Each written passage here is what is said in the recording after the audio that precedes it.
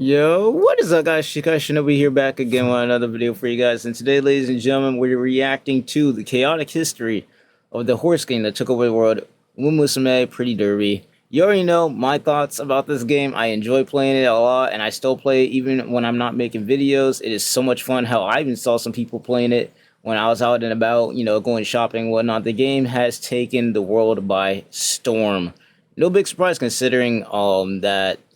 Like, once again, before even the game came out, people were already talking about the crazy animation and how, especially the memes with the Blue Lock season 2, how that anime had better running animation than Blue Lock. But you already know the drill. Make sure to leave a like, subscribe to the channel, all that good stuff. Mujin made a video about vtuber too. I don't know if you guys can see that or not, but that's 2 hours. That's a 2-hour reaction. I might react to that, because that's basically going to be the nail in the coffin for vtuber as far as the drama coming with that. But meet Junk. Otherwise, yeah, no, that's pretty much going to be it. And let's go ahead and get straight into this. He, a Chinese scientist who had created a genetically modified baby, breaking every ethical law regarding genetic research and being sentenced to jail for 3 years back in 2019. I mean, fair. After being released, he would I'm not surprised. Fair. I mean, you're out here experimenting on basically newborns. I'm not surprised. Disappear for a while until he got access to social media, most namely Twitter. And in classic supervillain fashion, he would tweet out, "Every pioneer or prophet must suffer," while staring intently at the camera, all while continuing his genetic research like nothing had happened. This would, of course, make him go viral. But what were people's reactions here? Were they shocked? Were they outraged? Were they scared? No, they kept spamming him, pestering him even, with one request. Eventually, there will be so many people requesting the same thing that he had to make an entire post responding to it, saying, "Stop asking for I'm not surprised, bro. People have been asking. I was about to say, in the context of this video, I'm thinking one of two things. It's either cat girls, or in the case of Umamusume, I guess horse girls. But why am I not surprised that it's cat girls? Everybody wants a Nico. Everybody wants an Echo, bro. Everybody, including myself. I'm trying to cure disease." People have been asking Elon Musk for a while, bro. They've been asking him for a fat minute. Paperwork. But the only thing people were concerned with was cat girls. You gotta love the internet, man. It comes as no surprise, guys. Anime girls have taken over the world. But look, if the movie Ratatouille has taught me anything in life, it's that things are better when combined together. And so some of the most intelligent people on planet Earth saw cats and thought, wow, this is really cute and adorable, like anime girls. Why don't we combine them and create cat girls? The result? A massive success. This, of course, made even more people think, until a particular group of people came up with a very interesting idea. They thought, well, look, humans love cats, right? I'm sure they love dogs too, but what's one animal that's been with us since the beginning? Just the dawn of time, bro. Humans share a very important bond with.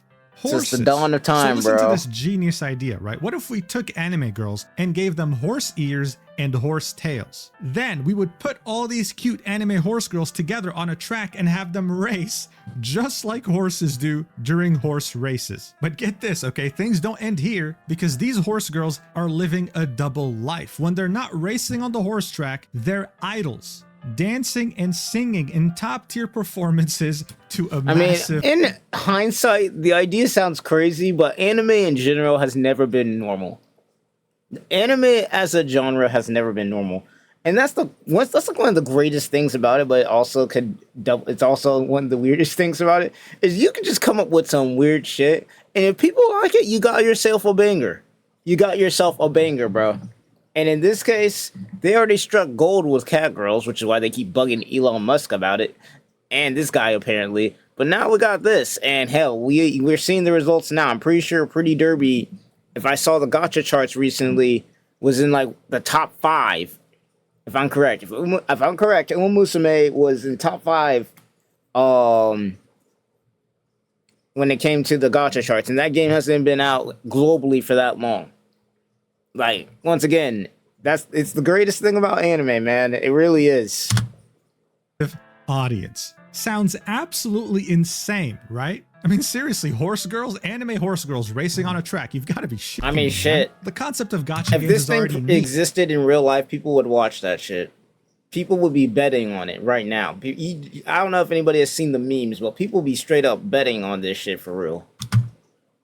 And horse girls in a gacha game, you won't find anyone to play this. No, yeah, no, you're completely wrong. Look at this chart just on Steam with a peak of 87,000 people playing at the same time. That's not all though. The game hasn't even been out for 1 month globally and has already reached over 1 million downloads on the Google Play Store. Still not surprised? The game has gotten so popular on Steam that it has beaten every single game on the platform to claim the #1 spot for most downloaded games in this current period. Now you might be thinking, okay, fine, maybe it's like this mass hysteria going on. Maybe this concept is so ridiculous people downloaded it, but then realized, it's not really for me, right? Look at these reviews. 94% very positive with almost 15,000 reviews on Steam. This game didn't just get downloaded a lot, it's now critically acclaimed. But if you're still somehow not shocked yet, well, get this. Gacha games are typically liked by a very specific demographic, young adults who usually love anime. When it came to this horse girl gacha racing game though, it reached children, their parents, and their grandparents, doing the impossible and targeting every single conceivable demographic.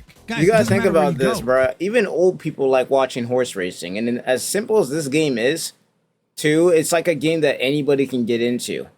It's a game that anybody can get into. It's quite literally the job of yourself, the trainer, is to pick one of these horse girls, level them up as much as you can, and then just watch them race and hope they can win. That is it.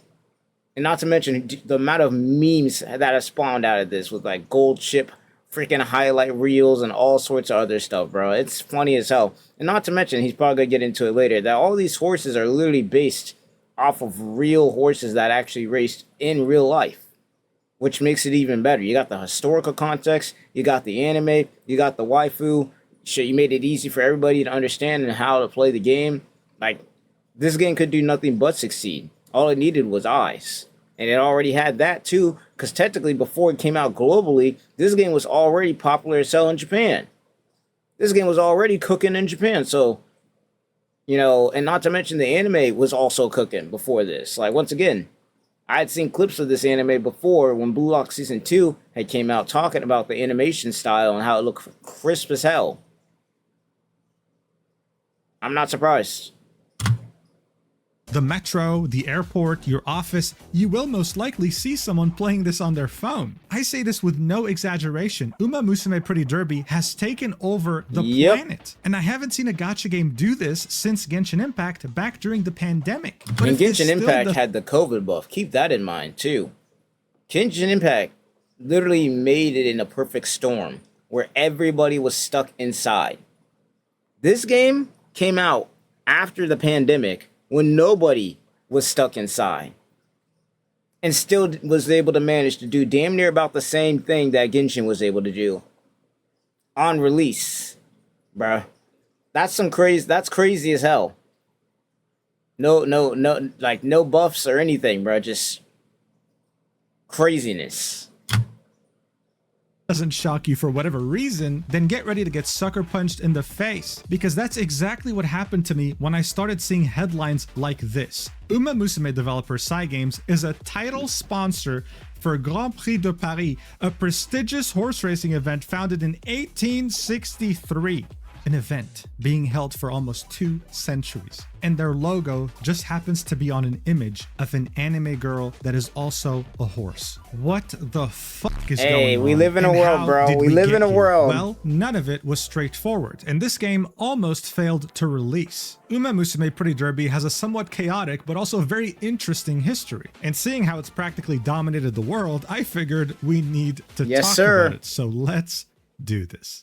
Man, horses are such silly animals, but you know what other animals I like? Warships, oh boy, War Thunder, and war tanks, War Thunder. Baby. And the best part about this is that I can find all these vehicles and 2,500 other variations in War Thunder. A vehicle combat. It's crazy. It's crazy how I just know all the ads now. Like, you got the War Thunder ads, you got the, you got the Raid Shadow Legends, You got the Manscaped ads. You got all, bro. I've seen so many YouTube videos that I just know about every ad there is now at this point. And I think the funny thing with War Thunder is people keep leaking secret documents from the military on these damn freaking games like this because they're so passionate about it online, talking about, oh, this isn't accurate to this, or this isn't accurate to this, or this is supposed to do this. It's so funny to me how much, like, didn't with War, if I'm correct, let me know somebody down in the comments below. If I'm correct, with War Thunder specifically, didn't they leak like 3 secret documents on some shit because they were all arguing about something really stupid? When it came to like a tank or a jet or some crap, like, it was funny as hell.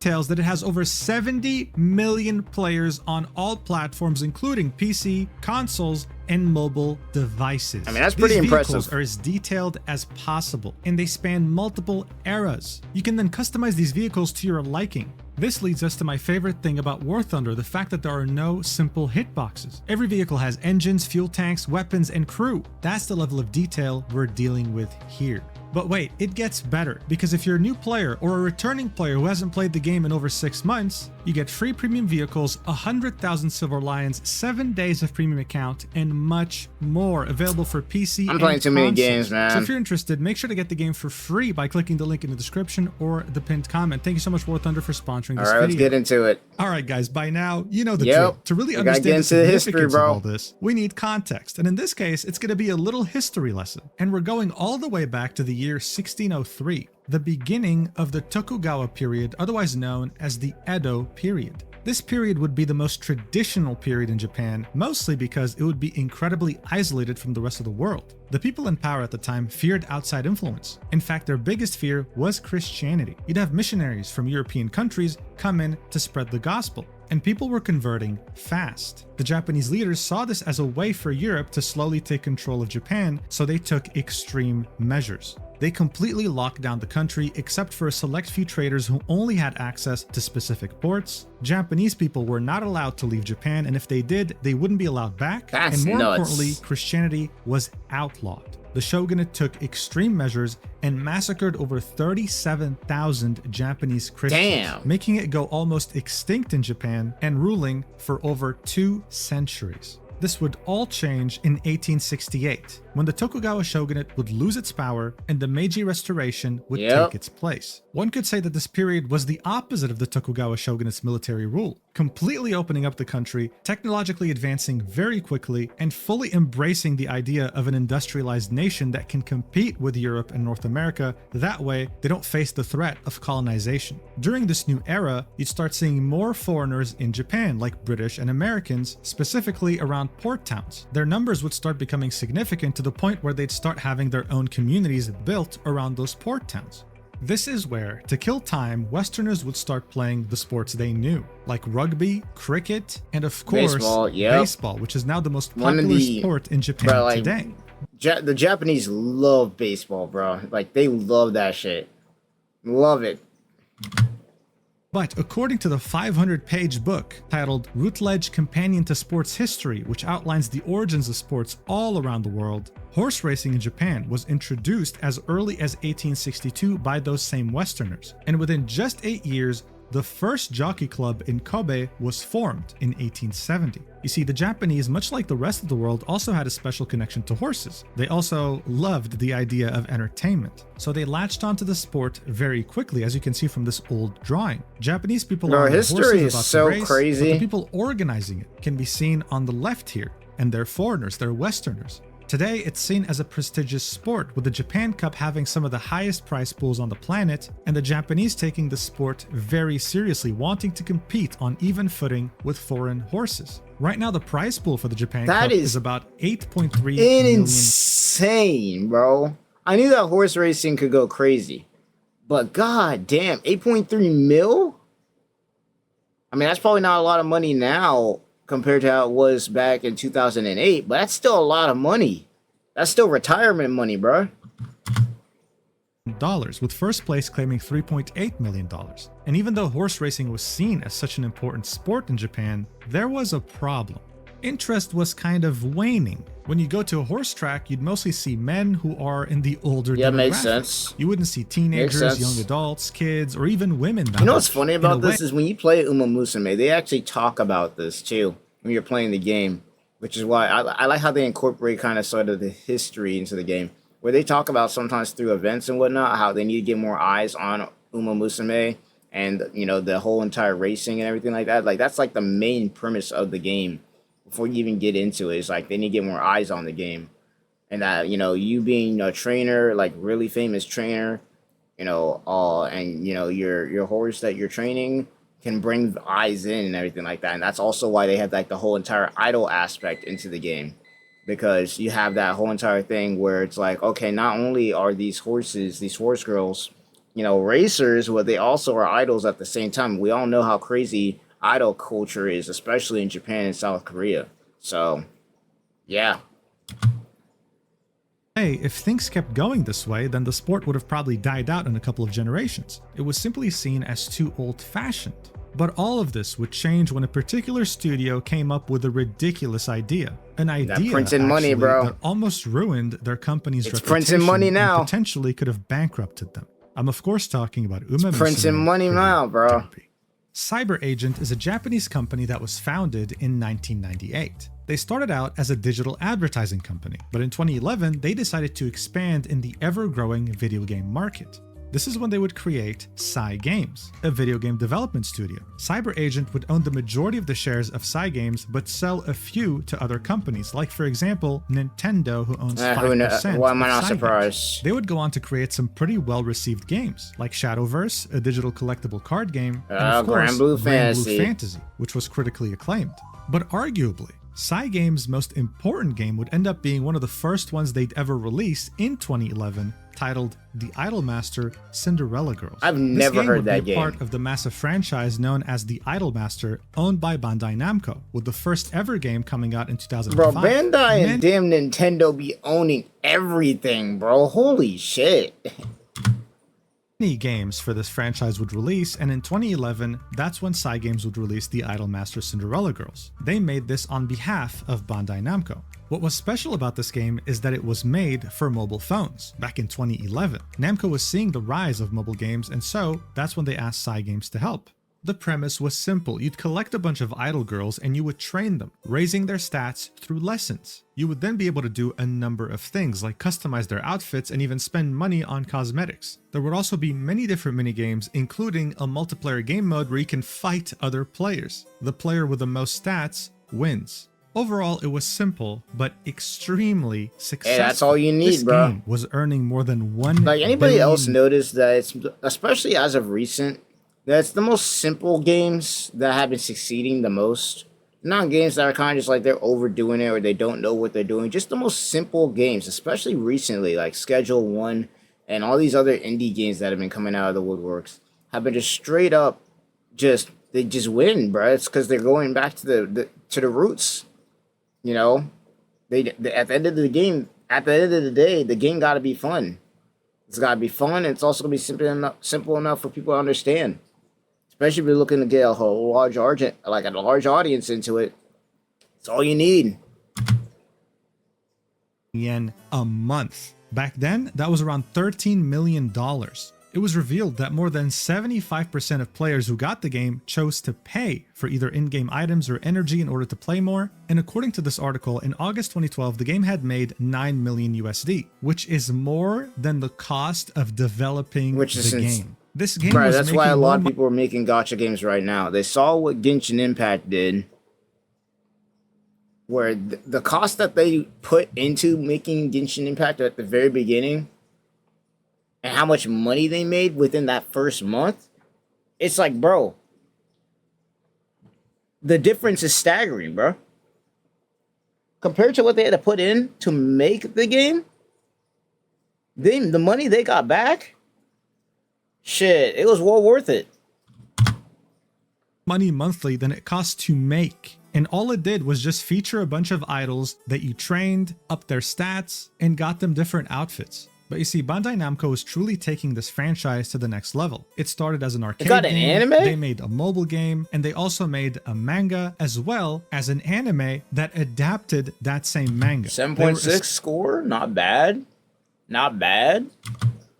Essentially using this franchise to build a media empire, and it was working very damn well. They would continue to hire more developers to create more entries in this franchise, and the most recent release would be in 2024, so it's still doing pretty damn well. This is when Cygames would have some sort of an epiphany. Even though this was owned by Bandai Namco, they were the ones who made this extremely successful they are the ones who made it. And I mean, it made sense. Why wouldn't a game like that be a success? The idol industry in Japan is probably one of the biggest, most successful industries in entertainment. It involved finding someone young with talent, absolutely destroying their lives with ridiculously rigid training and extremely unrealistic expectations, and once they get enough popularity, this is when you would milk their fans with a bunch of different media and merchandise. People will do anything for their idols. They'll literally buy a photo album. Idol culture is insane, bro. Bro. I think the most recent one that I saw a lot of stuff going on with specifically was BTS, for anybody who knows them. And that was like in 2014. That was like 10 years ago almost. 11 years as of right now. When they started popping up in 2014, 2015, and then 2016, I'd argue is when they really started blowing up. Oh, yeah. People went crazy over them, bro. People went crazy over them. And they make some pretty good music. But yeah, no, and they're South Korean. Keep in mind that. They're South Korean. They're not Japanese. Like, idol culture in Japan and South Korea is huge, bro. It can be toxic, and there's a lot of conspiracy theories and, well, not even conspiracy theories. There's a lot of conspiracies that be going on and stuff that be going on in those cultures, but even with all that, it's still one of the most popular things in the entire world, bro. It really is. Of them, okay? This is why the idol industry is such a money-printing machine. But here's a fun fact. Am I hearing the ZZZ theme in the background? Certain jockeys, who are the horse riders, might have fans. Sure, the horses that they ride that's also the might ZZZ have theme. fans. That's the Zenless Zone Zero theme. In Japan, on the other hand, the horses had fans. I'm not gonna lie, they had bro. Their own merch. They were recognized by name. Some even had superstitions made around them. I mean, this is just a talent Japanese people have to idolize anything man. They like. And as much as this sounded ridiculous, there was a big I'm telling you right now that I guarantee some of us have probably already bought that gold ship merch. Guaranteed, bro. Good potential here. Cygames had made a very successful idol game, and yet horse racing was a deeply historical aspect of Japanese culture while also having those same idol traits. You know what else is interesting? When it comes to entertainment, the idol industry is very profitable, sure, but one thing Japanese people love to do is gambling, baby. A Japanese person not knowing pachinko is like an American not knowing what a burger is. Pachinko machines are everywhere. It's practically cultural. I mean, look, it goes without saying that horse racing was very popular in Japan because of the whole gambling aspect of it. And now you can gamble on a simulated horse race. It's not even real. And you place your bets on this spaceship-looking machine, bro. This looks insane. That's how much they love it. And finally, just like how idols and gambling are huge in the entertainment industry in Japan, we can't forget to talk about anime. And in the early 2000s, many artists were having the amazing idea of giving anime girls cat ears or just small... Yorichi specifically, man. That's the only one I recognize on this screen, but animal features. Not to mention that there were already examples in media taking this a step further. Instead of giving them animal features, turn them into they ships. would give them features of objects. Straight up like ships, how the game bro. Azur Lane has you collect these hot anime women that are meant to be World War II battleships, bro. I'm not even joking, bro. Look, this woman's called Azuma, and she's part of the large cruiser category. She's stationed in the camp Sakura Islands. This is meant to be a battleship, bro. Like an actual I see some large cruisers, all right. Let me stop. Do you understand? Bruh. And man, does she have some big cannons, let me tell you that much. So I don't know who the genius at Cygames was, bro. Whoever the CEO or the genius was in there, bro. They're cooking. Sit everyone down. Let them cook. Hey, what if we combined all these elements together, right? For the gambling, we make a gacha game. For the anthropomorphic cat girl part, we make horse girls. And for the idol part, we base them off the most famous horses in Japan, while also making them sing and dance, because why not? Now, be honest. They're cooking, if you're one bro. of those people listening to this pitch, would you have signed off on this? I'm signing off on it, bro. But that's just me because I know how crazy anime can get and how stuff like this can work. Like, once again, before this game came out, we already had Azure Lane. We already had the cat girl niche, bro. If somebody told me about this, I'm like, yeah, we're in. We're in. I'm putting all my money on this, bro. I don't care. And here we are in 2025. Here we are, bro. That obviously sounds ridiculous, right? Most people probably wouldn't have. But Cygames had top-tier drugs in their office because you know what? They said yes. Bro, they were cooking in there. They wasted no time getting started on developing the game, revealing it for the first time on the 21st of August 2016 at the Anime Japan Expo. Excitement for this game was actually already starting to build up, and that made more people want to know more details about Umamusume. So on January 2017, the main content producer of Cygames, Akihiro Ishihara, was asked a bunch of different questions during an interview, and one of them was, please tell us about the development status. And he said, this game is about 25% complete. Keep that number in mind. But for now, this interview had also revealed many of the horse girl designs, as well as the famous horses they're based on. It seemed like they knew what they were doing. And they had learned their lessons with Bandai Namco. They were going the Idolmaster route, not just aiming to make one good game, they wanted to make a media empire around Umamusume. So just a couple months after that interview in March 2017, they released a manga. But they weren't done yet because they wanted to adapt this manga into an anime, and were going to enlist the studio PA Works to do it. The plan was to release this anime in 2018. I'm gonna be real, I don't know the studio that well. I don't know the studio that well at all. Honestly, the only one I think I recognize somewhat is the one in the bottom corner. If I'm correct, that's Angel Beats. I might be wrong. To the game's release. That way both would help each other, and they would start off with a strong symbiotic media empire. That was the plan, except nothing, and I mean nothing, in regards to release dates went according to plan. The Umamusume Pretty Derby anime would release on April 1st, 2018. Really? It wasn't just limited to Japan, it had a simulcast with Crunchyroll in select regions of the world. It was almost an instant success. Similarly to how people love the idea of cat girls, the idea of horse girls was also very well received. But a couple of aspects that it was really praised for were, one, its attention to detail, and two, its very skilled world building. But we'll get to that later. Right now, there's a more pressing concern going on. As the anime was running, the game would release 3 more teasers on April 19th. It showcased a race, a live show, and a story/training section. I can't show you those videos because they've been privated, but overall, it seemed like everything was going according to plan, with the game scheduled to release around the end of 2018. I'm not gonna be I'm gonna be real with you. If I go to another anime convention, do not be surprised if I somehow find, like, I know somebody's gonna do it. I know somebody's gonna do a cosplay of at least one of them, bro. I know, like, especially after this blew up. Yeah, I already know the next anime convention I go to, I'm gonna at least see one of these. Again on July 2018, with yet another trailer showing off the game and its mechanics, announcing at the end that it was going to release at the end of 2018. As people were waiting, wondering when the game was going to come out, Cygames took their sweet time and only announced on December 15th, 2018, literally the end of the year, that Umamusume Pretty Derby has been delayed in order to raise the game's quality. Saying that they will I'm all down with that, bro. Better to delay the game. Here's the thing with games, especially that modern gaming needs to figure out, at least in the West, is that I would rather wait for a game, right, for years on end, or an anime for years on end, and have it come out and be freaking like just straight up peak, than for y'all to rush the shit out and it'd be garbage, bro. Because a lot of games be having that problem nowadays where people try to rush it out because, you know, I would assume probably the shareholders or somebody want their money, and it just becomes dog water, bro. Or it's decent, but it doesn't live up to its potential. Hell, if we're being real, if we want to talk about a game that's going through that right now, I would say Bleach Rebirth of Souls right now is going through that kind of problem at the moment, where this game has, and still does have, a lot of potential to be a really good anime fighter. But because I don't know what the fuck is going on between Bandai and Tamsoft, or what the hell is going on with them. But because I don't know, I feel like they were rushed to push it out. I don't know, man. It's going through some problems. Like, we don't got spectator mode. You know, the net code's still kind of iffy, not terrible, but iffy. And then not to mention, for some reason, the community manager who used to be in contact with the community a lot, telling us what was going on, completely just dipped out. Like, I don't know what's going on, but yeah.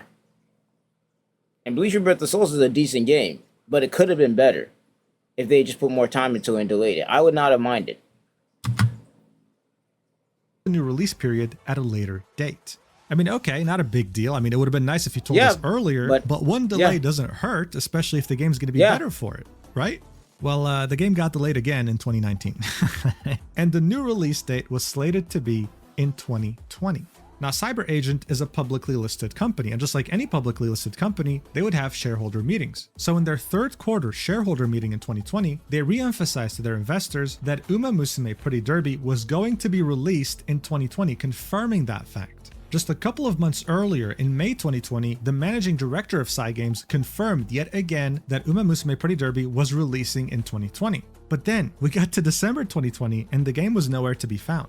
But yet again, in the final shareholder meeting of the year on December 12th, investors would be told that this game is still on track to release in 2020, but there were 2 weeks left in the year. It was safe to say that after previous delays, people weren't just thinking, oh, this game's going to be delayed again. They were also thinking, is this game ever going to release? How can you say in an interview in the beginning of 2017 that the game's almost 25% done with a 2018 release date, and yet here we are 2 years later, barely able to make the release? Usually this means that the game has no direction, that Cygames is dealing with an internal disaster. And what really reinforced this narrative is the fact that the game didn't even come out in 2020. We had reached 2021 and the game still had not released. Wow. It was only on February 24th, 2021 that the game had finally released. And if I'm correct, it wasn't even released worldwide. It wasn't released worldwide until right there, June 26th of this year. And while it was cool that the game had finally come out, people didn't really know whether to be excited or worried. Especially with how Cyberpunk 2077 had released just a couple months earlier, and even though it's been delayed multiple times, had one of the worst launches was garbage, in history. bro, when it came out. You know what? As hard as it was to believe, this was not the case with Umamusume. This game's on the Nintendo Switch? People were so addicted to the damn thing, they couldn't stop playing. The gameplay loop definitely took inspiration from their work on Idolmaster. Your horses, or horse anime girls, would have 5 different stats that you would train them on. You'd also have many different minigames and many ways to interact with your roster. You would then have your horse, or horse girl, race, competing against others in a bid to win first place. These races would make your heart beat crazy because there was always a chance that one of the horse girls could use a special ability, including I'm looking at this right now, bro. I know this is the game's on PS4. I mean, I know we just saw that, but I'm looking at it on my PS5 right now. I'm buying this shit. When did how did I not see this?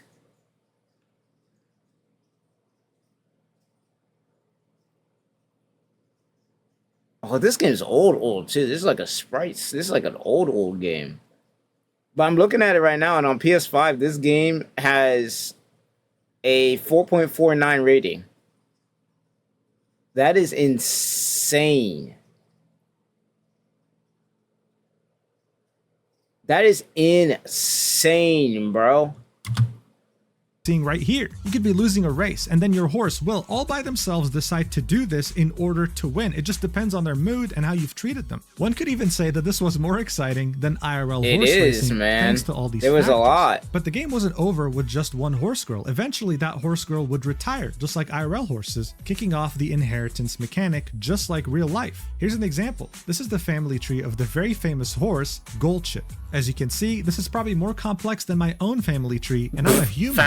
It rivals the family tree of like some royalty from the 1600s or something. This is all done with the goal of creating the most genetically engineered monster that can dominate any race. And that's what you kind of do in Umamusume as well. The hard work that you put into your now retired horse girl can now be incorporated into your new horse girl by using her as one of her coaches. So in a way, you also become more of a genetic scientist and try to create the perfect horse girl girl after many I'm still working runs. on mine, bro. This gameplay loop was so addicting, it was like playing a Civilization game, screaming one more turn as the police is confiscating your phone from you because you haven't eaten in 3 days. Bruh. People couldn't stop playing it. But as this game became so popular in Japan, it started somewhat suffering from success, you could say. Really? You see, usually, the people who own some of the best racehorses in the world happen to be some very wealthy and successful people. Seeing that Umamusume's characters are based on real-life horses, they had to go and ask each of these owners their permission to have them in the game. Damn, yeah, that is true. To do that free of charge, not charging any money. This was seen as a very cool and kind gesture from them. But here's the thing, these weren't just horses, these were anime girls that were in many cases pretty. And usually when you present Japan with a pretty anime girl, they will instinctively almost want to draw some pretty lewd fan art. That was a problem. Yep. This is one of the few games where they're like, yeah, nah, we ain't doing none of that. The fan service and all that, nah, we ain't doing that. But even then, man, like in game, technically, with some of the horse girls, it'd be happening, bro. Sometimes, man. Cygames knew it was a problem, so they created very specific fan-created content guidelines, outlining rules, saying you can't make fan art with the intent to injure the reputation of this franchise or other third parties. You can't do any lewd stuff, you can't do any violent stuff. The owners of these horses did not want to see their horses participate in anything like that. It was a red line for them, but that didn't necessarily make people want to listen. Of course, obviously. Usually, if you were to break these rules, Cygames would just send you a takedown notice and sue you if you don't comply. But of course, this would be too boring for a franchise like Umamusume. So some people came up with a rumor that now is regarded as truth in many different circles and has spread like wildfire. That's crazy. If you draw any lewd art of Umamusume girls, the Yakuza will knock on your door and That's wild. You. Okay, so as far as I can tell, to be honest, I'm gonna be real. Why would I not be surprised if the Yakuza were actually big fans of this game? Why would I not be surprised?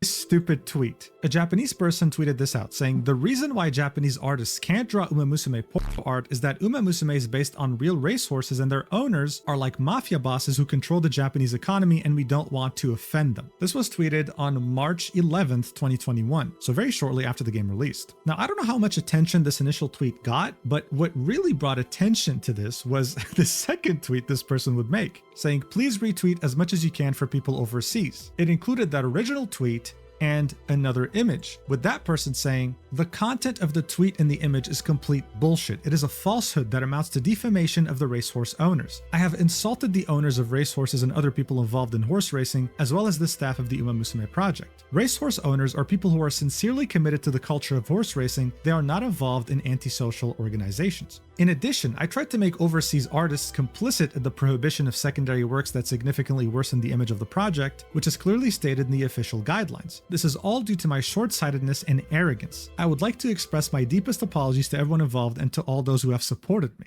So this apology... I mean, damn. Shit.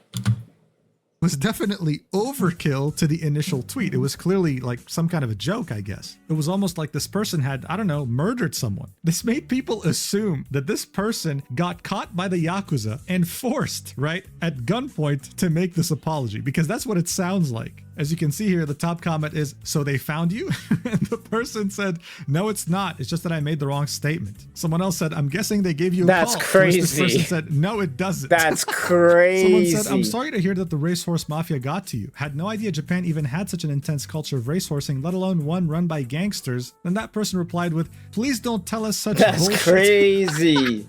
This person was so easy to troll. And this eventually got posted on Reddit, ironically saying, turns out old-fashioned Yakuza are alive and well in Japanese horse racing industry. They are sending goons to stop doujin artists from making drawings of Umamusume project They ain't stopping that shit. Let's be real. I'm pretty sure there's probably something out there. Like, you can't, like, there's gonna be, like, you can't stop that shit. It's gonna happen anyway. It's one way or another, man. They're gonna find a way. All of these events have resulted in this becoming a full-fledged meme. Whenever someone mentions, man, I'd love to draw these characters in lewd poses, someone always comes in and comments, hey man, you don't want to do that, the Yakuza's gonna get you. And while it's funny, it's gotten a lot of people to actually believe it, especially overseas. But the truth is that Yakuza doesn't own any of the horses, and that gambling is heavily regulated by the JRA, the Japanese Racing Association. So no, if you draw lewd art, the Yakuza aren't going to knock on your door, but you might get that'd be funny as hell if they did, though. That'd be fun. I mean, scary, but funny as fuck. Because once again, I wouldn't be surprised if this game is really popular with the Yakuza. I would really not be surprised. Notice from a lawyer. But regardless, Yakuza hiccups aside, this game was printing money. Printing. In 2021 alone, even though they released 1 month after the year had began in February, they had made over $1 billion. Printing money, bro. And by March 2025, they had made a total of $2.5 billion since release. This is an insane amount of money, but what's even more insane is that 90% or more of its revenue came purely from Japan. Cygames had the Japanese population in a chokehold. And that's before we got our hands on it. Now everybody got their hands on it. I think they're making bank right now.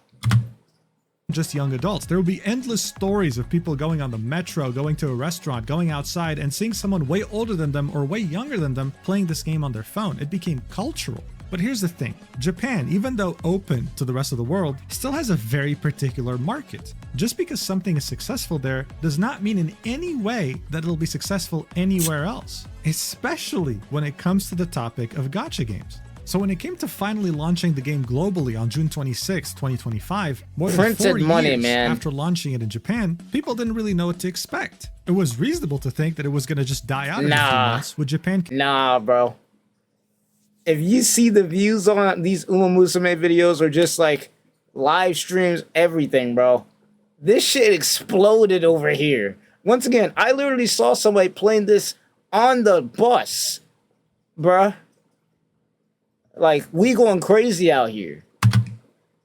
Continuing to be its main revenue source, except what it did was inconceivable. It was absolutely dominating the Steam charts. As you saw in the intro, it became the #1 most downloaded game on Steam at some point, also becoming an instant success on mobile. But what's really interesting here is that it managed to recreate exactly what happened in Japan, but globally, which was not having a target demographic. No, everybody, bro. Everyone. Everyone. Here's a fun example. Northern Lion is a streamer who's 36 years old. He would not in any way be the target demographic of a game like Umamusume Pretty Derby. No way in hell. But his chat kept pestering him, please download the game, give it a shot, for the love of God, you'll love it. And eventually, he gave in. Now, Northern Lion is a pretty big streamer. He'll usually average around 15,000 viewers. But when he streamed Umamusume, he had reached his all-time peak of 40,000. For anyone who's made it this far, should I just stream? Should I do a live stream where I just stream this game? I already play it anyways. I'm probably going to do a live stream with this game. I'm not going to lie. I don't know why I haven't done so. Because I play the game so much now. Like, it's one of my main rotations. Like, here's my rotations for my gachas. It's like Withering Waves, I go in and do my dailies. Then after that, I have Epic 7 where I do my dailies there. And then after that, obviously, well, this isn't a gacha, but that Bleach Rebirth of Souls, I do my videos for those. But outside of that, and maybe some reaction videos, I really haven't been making a lot of content on the game. And honestly, I feel like I'm missing out there. I'm going to be real. I feel like as much as I play the game, that I should be just showing y'all my experience with it. Let me know down in the comments if you would love to see more content on it. Because I've already made some content on it as it is. And I still need to technically win and beat the whole entire story mode using Mihono Burabon. So, because she's my favorite one at the moment. But hey, let me know. Because I'm down. Live viewers. And you know what the craziest part is? He absolutely loved it, okay? He fell in love with the game, the characters, everything. He even had Japanese players seeing some of the reactions from Western players thinking, wow, we got to up our game because these guys are way more passionate. Yeah, no, I remember this. I saw this in Twitter, bro. This shit was wild. I need all you got right now. I remember seeing this. He said the Kentucky Derby's on the line, bro. This shit was fucking wild. Taking over the entire internet. and it showed in the stock price of Cyber Agent, the parent company of Cygames, with its stock market price going up like I should have crazy. invested. But why is that? How is this game such a success, so highly rated, both in Japan and overseas? We've established that the gameplay loop is fun, sure, but there are a lot of games like that. This isn't just a game at this point, it's a cultural phenomenon. Nope. So what was something that it did that other games weren't even close to achieving? Well, exactly. The horses.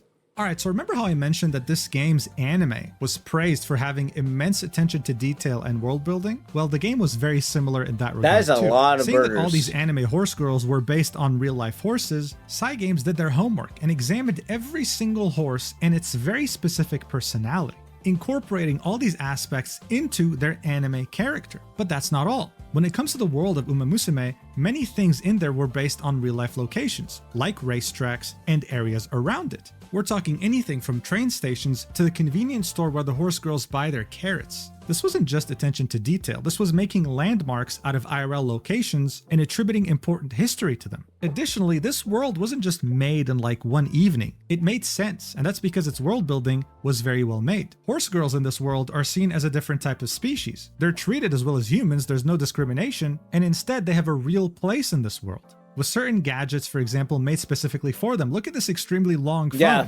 It's to accommodate her horse ear and her mouth. I mean, look at this stupid seat right here. It's made specifically for horse girls so that they don't get uncomfortable with their tails. That's pretty cool. I'm not gonna lie. They put some work in. There's even historical landmarks in the anime, like how there are Moai statues on Easter Island with horse girls. They even took famous Japanese Didn't I see those in Beyblade, if I'm correct, when King went Super Saiyan on Ryuga? Those the Moby statues, if I'm correct, that's what they called them. Those were in Beyblade too. And converted them to accommodate the world. As you can see, these are horse girls racing here. So from a world point of view, this already made sense. The attention to detail was there. And so when it came to the actual personalities of each horse, guys, they couldn't have done a better job. For example, one of the most famous horses in Japanese racehorsing history is Gulchip. Here we go. This is a horse who ran 28 races and won 13 times. An incredible record. But what really made Gulchip famous is that he was an absolute diva with the ridiculously unique and rage-baiting personality. In 2015, Gulchip had a total of 12 billion yen betted on him. People were confident that he would win just like he won his other races. What we got instead was the day known as the 12 billion yen incident, when he would do this. Watch.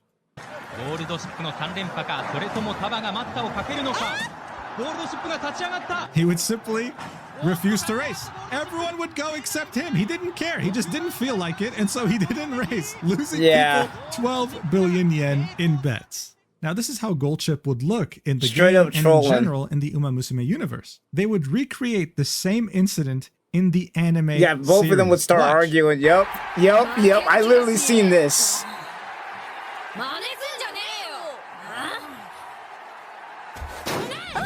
Yep.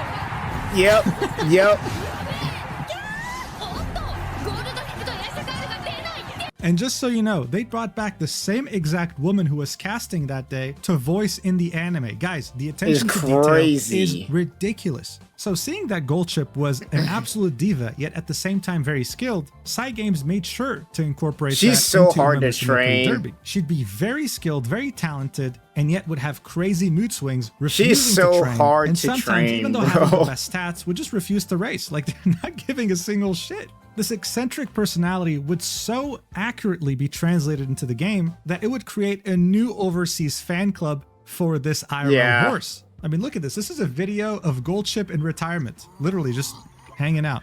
It has over 2.2 I'm not million surprised. views. This is just the horse hanging out for 2 minutes, not doing anything except fooling around. That's how much of a sensation he became because of this game and his history. I mean, look, most people would have just stopped there and moved on to a different topic, but not with me, you won't. Gulchip's personality wouldn't just end with him being a diva. He would also be one of the most successful breeders, with a successful mating rate of 99.1%, having over 500 children, with a few of them becoming absolute champions. In fact, bro out here got the legacy out here winning championships, bro. That is crazy. After he would finish mating with a mare, she would then refuse to mate with anyone else. That but is Goldship. That's just how good he is, crazy. But I guess it also explains why he enjoyed it so much. He would swing his cucumber from side to side because of how excited he was, okay? I know this is like a ridiculous amount of detail, but people look into this. That's how obsessed they are with Goldship. This isn't just because he was skilled or a massive diva. He was a rage. This dude is just him. He's just him. Bro, that's crazy. Whole 12 billion yen incident, but also the fact that his trainers realized that, wait a second, in his retirement, he's running even faster than he used to run back when he was still a racehorse, making them realize that he never used his full potential while so being he a was racehorse. out. I remember somebody telling me in this chat where he was out here cooking people. He was out here cooking all these other horses in these races, and he wasn't even trying. He wasn't even trying, bro. We've never seen Goldship's actual full speed before. Almost as if on purpose to spite his trainers. This made people realize that horses aren't just creatures that we share a special connection with. They also have many unique and diverse personalities. Most people have a hard time seeing that though, because we don't really interact with horses that much anymore. So turning them into anime horse girls with proper world building around them made us finally appreciate their very deep and valuable personalities. And no one received more appreciation than the horse Haru Urara. You see, when she was young, she would go unsold at an auction. Seeing that no one wanted to buy her, she was entrusted to the cheapest racecourse to run in Japan. Her trainers thought that this would be a good chance for her to maybe win since she had a hard time training. But then she went on to lose 113 if I'm correct, races. This is one of the few ones where she basically lost every single race. She lost like every single race, but she's one of the few ones in the game where it doesn't matter what place she comes in, she'll always be happy. A row, never winning once. However, when she had lost her 87th race in a row, the race announcer, Koji Hashiguchi, would be absolutely shocked at this statistic. He was like, dude, this like never happens. Most horses would have given up by now. They would have retired. So he sent her racing record to national media outlets thinking, dude, this is insane. Like, you got to talk about this. And they did, which made her ridiculously famous. People started going in droves to where she raced, the Kochi racecourse. The wives of the jockeys, the people who rode the horses, took advantage of this and started making merchandise. And get this, at a certain point, people would go to this racecourse just to bet on Haru Urara, knowing very well that they were going to lose, but they would love that because then they'd use that betting ticket as a protective charm for car accidents. They believed that it held special powers, that is bro. You understand what I'm talking hell. about here? This horse had superstitions made around it. I mean, this was such a big boom that Haru Urara had single-handedly saved the Kochi racecourse from going bankrupt. They were able to pay off all their debts thanks to her. That is wholesome as all hell, bro. All of this off of one racing game, bro. That is crazy. See, Haru Urara is painted on the side here. That's how much of a legend she is. Seeing that she's in the game of Umamusume Pretty Derby, this prompted both Japanese and global players to select her to try and give her the win that she so very deserved. Yeah, no, I saw so many videos talking about trying to get her a W, and same with Goldship. The Goldship and Haru highlights that I've been seeing run around are insane.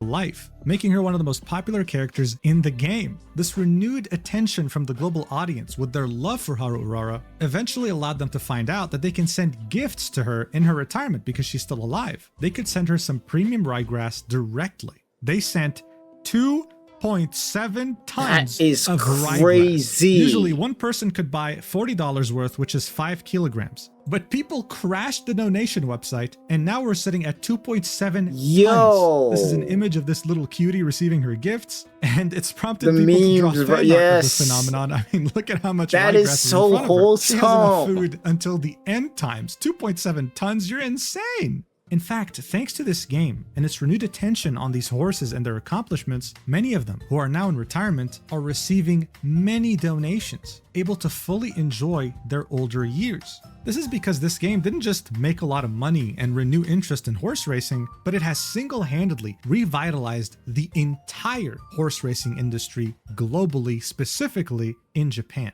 In the world that of is horse insane. racing, sometimes, unfortunately, racehorses are not able to retire. This can happen for a number of reasons, but usually it's because there's not enough funding. Back when this game released in Japan, it fueled a movement of people donating to many of these famous retired horses, ensuring that they not only live a good life, but that they can continue to live in general. But retirement isn't fun if you just have money. It's also nice when you meet people, when you still interact socially. Many of these retired racehorses started receiving visitors, so much so that Umamusume had to release an official guideline on how to visit stables and what to do in order to be respectful. For famous horses such as Haru Urara or Goldship, visits sell out immediately as soon as they're posted. This has led some crazy, ridiculous fans to sneak onto the stable grounds sometimes just to see the horses, with Cygames completely denouncing that and saying you shouldn't do that, stop. But that wasn't all. Cygames was making a lot of money from this game, and they understood that there's a mutual benefit here. If horse racing thrives, they thrive too. And so the president of cyber agents, Susumu Fujita, has become a high roller when it comes to buying expensive horses and raising them for races, always being one of the leading buyers when it comes to horse auctions in Japan. So far, he has spent easily over $10 million making up his own fleet of racehorses. That is crazy. And he's not planning on stopping anytime soon. But this isn't just about Japan. This is about horse racing globally. In May of this year, they had announced a partnership with the 151st Kentucky Derby, the most watched and most attended horse race in the United States, taking place since the year 1875. And they're collabing with Cygames, this anime girl horse racing game being their biggest sponsor. This also extends to Paris. As you saw in the intro, they're not just sponsoring the Grand Prix de Paris, but they're the main sponsor. And I mean, look, if you show me an image of horse racing, I probably would think, oh, cool. But if I was a young person and saw a poster like this, I think, whoa, whatever this is, I want this. Where can I get tickets? That is it's an extremely mutually beneficial partnership. Additionally, and then, you already know the merch is going to sell. Boom in Japan ever since the game had come out, truly turning this into an animal idol industry. These dolls, for example, they sell out like crazy. It's actually very hard to get them, especially if you're outside of Asia. Actually, I think they're keychains, but you get the point. Cygames was essentially making a lot of money from this, but they were using it for good things, making this industry a better place, helping treat retired horses even better, and in general being a positive force in the community. This reminds me how at some point Hoyoverse, the creators of Genshin Impact, had invested in a nuclear fusion reactor, and in 2024 it became operational. Who would have thought that you spending money on characters in a gacha game was going to end up somehow in a nuclear fusion reactor? I could say something, but I'm not gonna say it. I'm not gonna say it, man. I could say something, but I'm not gonna. It is cool that they were able to do that, but I'm not gonna. We're on a positive streak right now. I'm good. In Singapore. Overall, this industry is revived. It's back. Audiences now feature women, young people, middle-aged people, demographics that horse racing usually wouldn't be able to reach. This has already been happening in Japan, and I'm sure it'll start happening globally thanks to this game. I can't help but laugh when I say this, but it's true. This anime girl horse racing gacha game has somehow been able to single-handedly revive this entire sport while somehow making the world a better place. It's crazy, but it's where we are today. I hope I was able to explain why this game took over the world and why it's continuing to, and I really appreciate you watching until the end. This is a fairly different video from what I usually do on my channel, but hey, I figured it would be fun. Now the sponsor does want me to such like, bruh, this is such a wholesome story about a game that started out as just like a gacha game based off of real horses, and then now it's turned into something where not only is it helping out the retired horses, but then on top of that, you know, it's kind of like, bro, like, this is nuts. All right, man. You know what we need next? We need. I mean, we already got it. We already got Azure Lane, which is basically anime girls that were turned into World War II battleships. We got Umamusume, which was basically, obviously horse racing. What else could they do at this point? Because I'm not at this point.